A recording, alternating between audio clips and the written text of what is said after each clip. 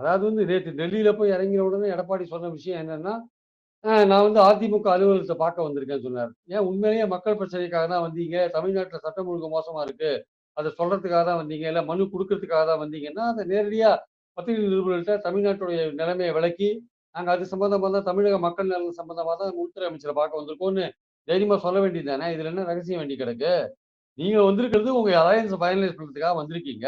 அத வெளிப்படையா சொல்ல முடியாது. அதுக்காக அதுக்கு ஒரு ஒரு முகமூடியா வந்து இந்த விஷயத்த நீங்க பயன்படுத்துறீங்க. கேடயமா இந்த விஷயத்த பயன்படுத்துறீங்க.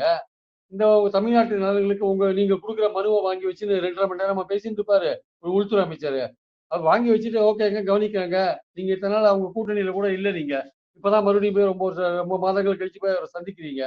உங்ககிட்ட வேற ஏதாவது விஷயம் தமிழ்நாட்டு நலன்கள்னா, சரி சார் மனுவ குடுங்க பார்க்குறேன். நான் வந்து சம்மந்தப்பட்ட டிபார்ட்மென்ட்க்கு அனுப்புறேன். அவர் சொல்ற எல்லா விஷயங்கள்லயும் பாஜக வந்து தமிழ்நாட்டுக்கு எதிர்ப்பான ஒரு நிலைய தான் எடுத்திருக்கு. அது மும்மொழி வேணும்னு சொல்லுது. இந்திய திணிக்கணும்னு சொல்லுது. நிதிய குடுக்காத இருக்காங்க. புதிய கல்விக் கொள்கை திணிக்கணும்னு சொல்லுது. சமக்கிர சிக்ஷாவுக்கு பணம் ஒதுக்காது இருக்கு. இவ்வளவு விஷயங்கள் பாஜக பண்ணிட்டு இருக்கு. அதுகிட்ட போயிட்டு நீங்க இப்ப போய் மனு குடுத்தீங்கன்னா, அதோட பொசிஷன் தெரிஞ்சது தானே!